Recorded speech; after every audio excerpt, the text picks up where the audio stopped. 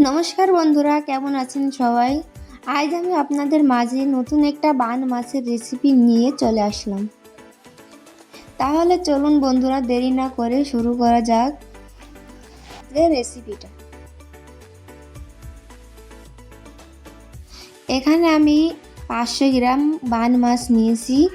মাছটাকে ভালো করে কেটে ধুয়ে পরিষ্কার করে নিয়েছি।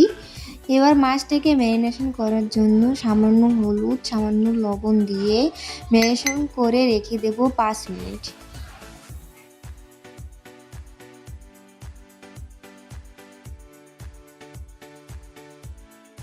বন্ধুরা, মাছটাকে ম্যারিনেশন করে কিছুক্ষণ রেখে দিলে এটা রান্নার পরে খেতে অনেকটা স্বাদ বেড়ে যায়।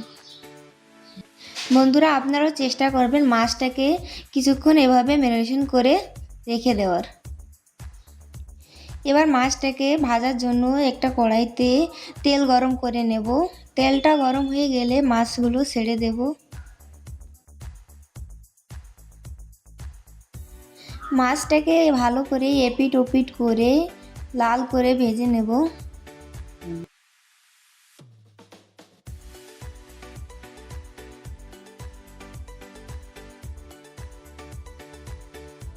দেখুন বন্ধুরা, আমাদের সবগুলো মাছ ভাজা হয়ে গেছে। এবার একটা পাত্রে তুলে নেব।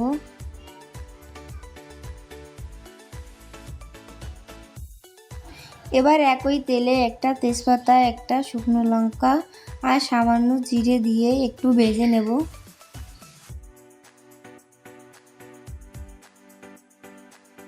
সুন্দর একটা গন্ধ চলে আসলে আগে থেকে পিষে রাখা পেঁয়াজ, আদা, রসুন আর শুকনো লঙ্কার পেস্টটা দিয়ে দেব।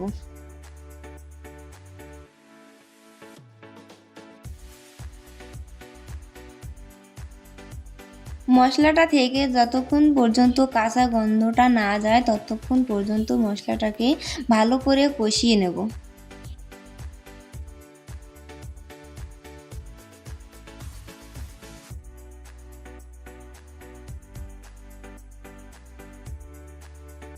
মশলাটা থেকে কাঁচা গন্ধ চলে গেলে এবার দিয়ে দেব 1 চামচ ধনে পাউডার, 1 চামচ জিরা পাউডার, 1 চামচ হলুদ পাউডার আর স্বাদ অনুসারে লবণ।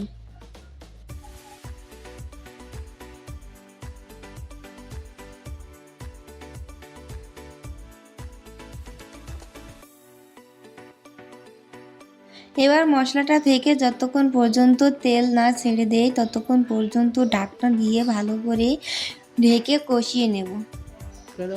মশলাটা কষানো হয়ে গেলে এবার ভেজে রাখা মাছগুলো দিয়ে মশলার সাথে আরেকটু ভালো করে কষিয়ে নেব।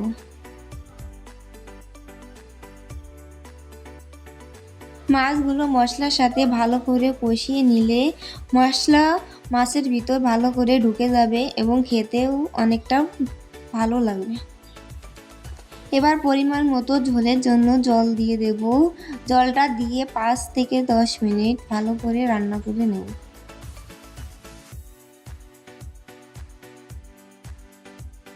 আমাদের মাছ রান্না হয়ে গেছে। এবার কিছু ধনেপাতা কুচি দিয়ে মাছটা নামিয়ে নেব। এবার বান মাছের ঝোল দিয়ে গরম গরম ভাত বা রুটির সাথে পরিবেশন করুন।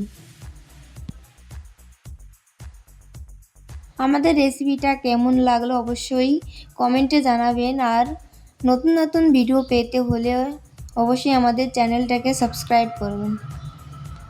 আর যদি ফেসবুক থেকে দেখে থাকেন তাহলে অবশ্যই ফলো করবেন। ভালো থাকবেন, সুস্থ থাকবেন। ধন্যবাদ সবাইকে।